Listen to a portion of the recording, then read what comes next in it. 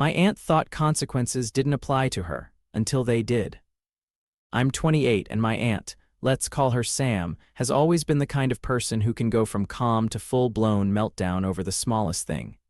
She's nearly 70, but her tantrums have always reminded me of how I acted as a kid before I got the medical help I needed. Except that I grew up and she never really did. Sam's health isn't great, so she receives disability benefits and lives in low-income housing. The problem is that her disability payment was reduced because of a clerical error she refused to fix. All she had to do was call, but she has a long history of avoiding responsibilities. Not because of her disability, just because she won't put in the effort. My mom didn't want to see her sister struggling, especially after Sam's income dropped, so she stepped in, and kept stepping in. Month by month, my parents were paying for almost everything: Sam's rent, her gas, her electricity, her groceries, even her cigarettes. My parents are trying to save for retirement, but helping Sam made everything tighter financially. And every month, Sam's money seemed to disappear earlier and earlier. I mentioned it once to Mom that Sam was taking advantage, but it wasn't a serious talk. Just an observation. Then last Monday happened. Sam showed up saying she needed cat food. My mom has been dealing with a serious foot problem for months. Sometimes her whole foot goes numb, sometimes it hurts so badly she can barely walk around the house. She couldn't go with Sam to the store and she had no cash on hand. So she did something she now regrets deeply. She handed Sam her debit card. She told her very clearly, go to the dollar store, get cat food, get a couple meals for yourself and 1 pack of cigarettes. That should have cost around $20 to $25. But Sam didn't go to the dollar store. She went to a much more expensive grocery store instead, spent $55, and then, without permission, took $20 in cash back for gas. My mom was furious. She had trusted Sam with her card because Sam always claims she can't walk well, can't get around, can't manage anything on her own. And here she was, using my mom's mobility issues as an opportunity to take more money than she was told to. My mom snapped in a way I've never seen before. She told Sam she needed time to cool down and didn't want to talk. Sam hated that. She blew up my mom's phone for days, trying to guilt her into going back to normal, but Mom refused. She was done being used. And honestly, Sam absolutely knew better. When I was a teen and my mom trusted me with her debit card, I bought only what I was told, chose the cheapest store, and brought back a receipt. The fact that a 70-year-old woman couldn't manage that basic responsibility said everything. For the first time in years, my mom didn't give in. No more rides, no more money, no errands, nothing. Sam had finally gone too far and the consequences were immediate.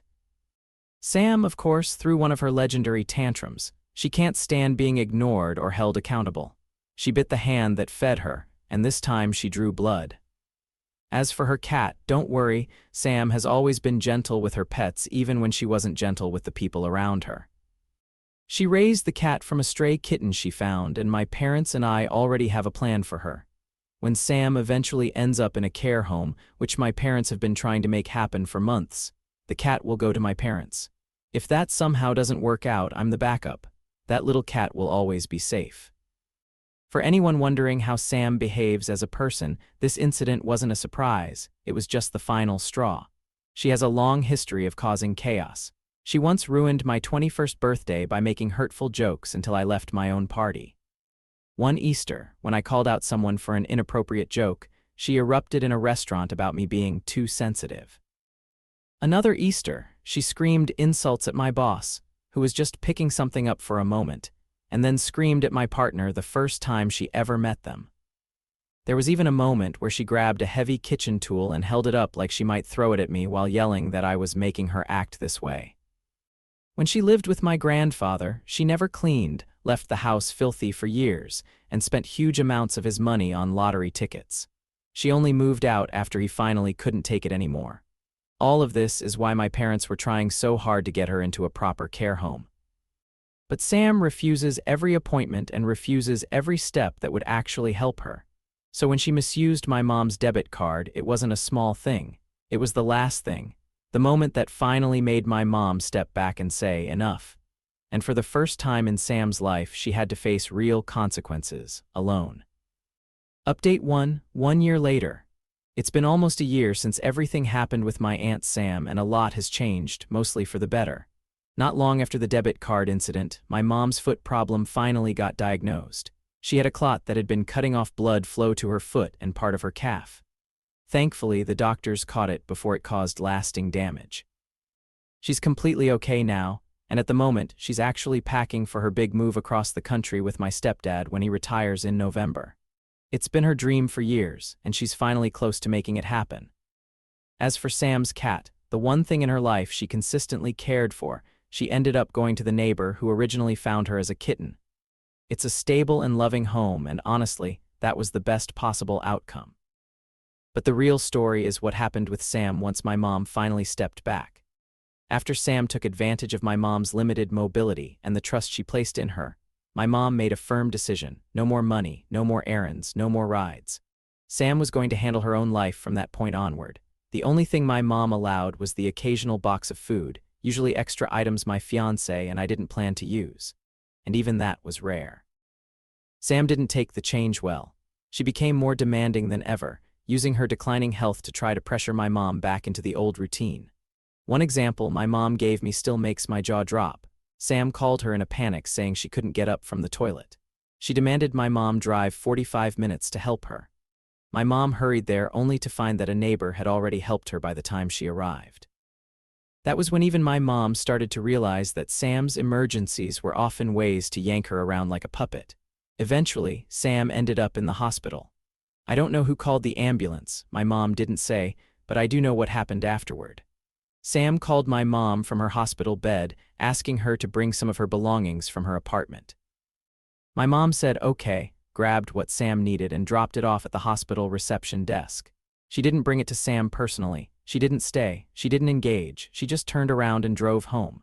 She later told me that the moment the phone rang, she felt something settle inside her. She knew right then that this would be the last favor she ever did for Sam. The last time she would let herself be pulled back in. A few weeks later, we found out Sam had lung cancer and would be going into hospice. And just like that, my entire family quietly stepped away.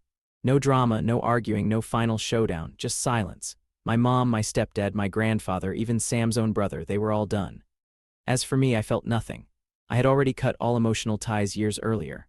I blocked her calls, muted her texts, and told myself I never had to respond again. It was the easiest boundary I've ever set in my life. And honestly, I finally felt free. The truth is, Sam's decades of tantrums, insults, and destructive behavior caught up with her. She spent her whole life pushing people away, and the consequence was that she reached her final years completely alone, with no one left to lean on but the staff assigned to her care. It's a harsh reality, but it's the one she created for herself. Update 2. Final update. I honestly never expected to write a second update. I thought the story had ended with Sam going into hospice and my family finally being able to step away. But life has a way of taking unexpected and sometimes heartbreaking turns, and this is one of them. After Sam went into hospice for lung cancer, I assumed she was in a facility. But later I learned she had convinced the people handling her care to release her to in-home hospice instead. And it wasn't hard to figure out why. She wanted to keep smoking. A facility wouldn't have allowed it, and Sam has always been someone who refused to give up anything she wanted, no matter the cost. A neighbor, someone I don't know, was helping her regularly. I don't understand why this neighbor took on that responsibility, but they did. They helped with nearly everything Sam needed, even though she was declining quickly. Then on October 9th, there was a fire at Sam's apartment. It started inside her unit. 10 people were displaced from surrounding apartments, but Sam was the only person who didn't make it out. The cause was exactly what everyone expected: smoking. When I first learned about it, I felt numb. I had cut ties with Sam long before this. I had made peace with never speaking to her again. My emotional connection to her had worn away years ago from her constant anger, outbursts, and the way she hurt everyone around her. But hearing she had died in a fire, especially one she caused, left me sitting there, just blinking, not quite crying, but not okay either. She had spent so many years pushing people away, and in the end, she passed alone in a frightening situation and caused harm to innocent neighbors in the process. 10 people lost their homes because Sam couldn't let go of the thing that had been hurting her for decades. I didn't want to share the news at first because it felt too real, too personal. But this is how the story ends. Later, my mom told me something that offered a small bit of comfort. Sam hadn't been smoking while on oxygen like everyone feared. She had fallen asleep with a cigarette in her hand.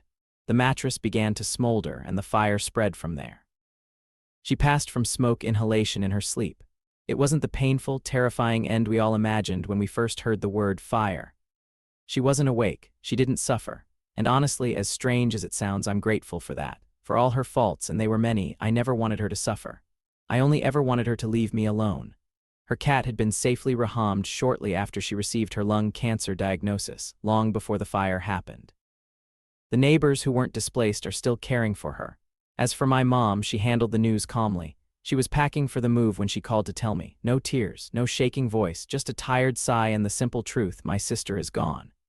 After everything Sam put her through, my mom didn't feel much beyond that, and me, I don't miss her, but I also don't celebrate her death. I just sit with the reality of it.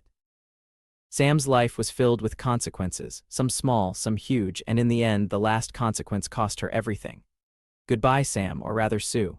That was her real name, the one I didn't use until now. I hope somewhere, somehow, she's at peace. I hope she found someone she could be kind to, someone who remembers her in a different light than I do. I may not mourn her, but I don't wish her pain either. The story is over now, truly.